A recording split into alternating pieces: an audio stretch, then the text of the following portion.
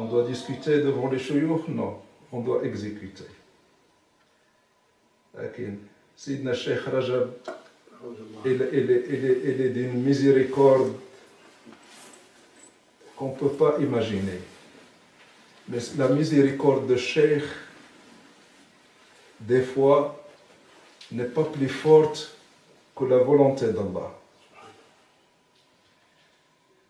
Quand on croit qu'un cheikh est un cheikh qui nous guide vers Allah subhanahu wa ta'ala, on ne doit jamais l'oublier. On dit que ça, est-ce qu'on pensait que notre cheikh était un wali? On doit se poser la question, est-ce que notre cheikh était un wali déjà?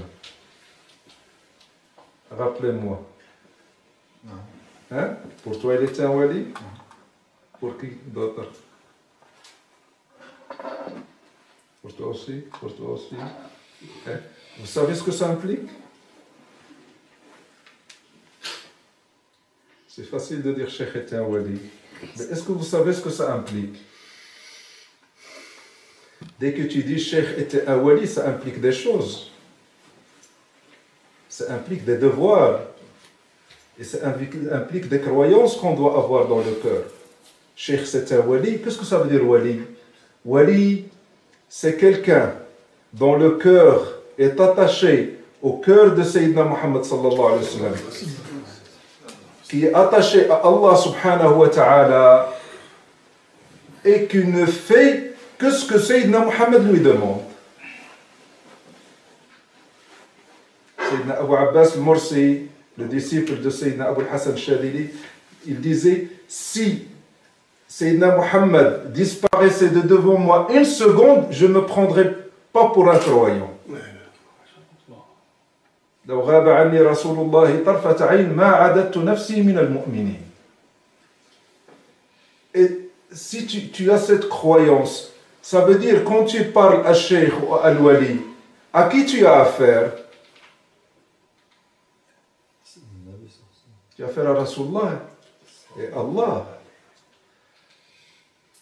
C'est-à-dire, des fois que Cheikh, il est tellement éteint en Allah que tu n'as plus affaire à Cheikh. Il est avec Allah. Donc, qui c'est que tu as affaire à qui quand tu parles à Cheikh? Tu parles à Allah. Et Allah subhanahu wa ta'ala, il l'a dit pour Sayyidina Muhammad. Il a dit, Inna alladhina yubayi'unaka, innama yubayi'una Allah. Ceux qui font la bay'a avec toi, et Muhammad, ils ne la font pas avec toi. Toi, tu es qu'un intermédiaire. Ils la font avec Allah. Ça, c'est du Coran. إن الذين يبايعونك إنما يبايعون الله يد الله فوق أيديهم. Quand ils faisaient le mubay'a avec Allah subhanahu Sayyidina Rasulullah sallallahu alayhi wa sallam, ils posaient leurs mains. Tous les sahaba posaient leurs mains. Et à la fin, Rasul sallallahu alayhi wa sallam, il posait sa main sur toutes les mains pour faire la mubay'a collective. Allah dans le Coran, il ne dit pas que la main du prophète est au-dessus de leurs mains. Il dit Yadullah, la main d'Allah est au-dessus de leurs mains. Donc quand tu parles des fois à un wali, tu n'as plus affaire à Allah, à Cheikh. Tu as affaire à Allah. Et ça, je l'ai vu de mes propres yeux. Une fois, il y avait un frère qui avait fait quelque chose sans demander l'autorisation de Cheikh. Quelque chose qui concernait Cheikh et sans demander l'autorisation de Cheikh.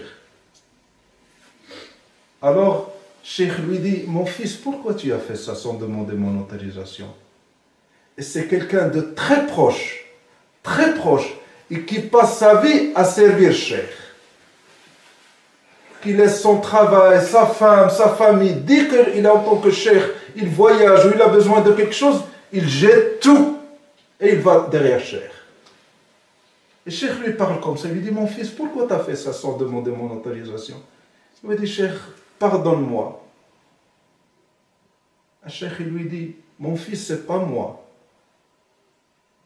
C'est pas moi.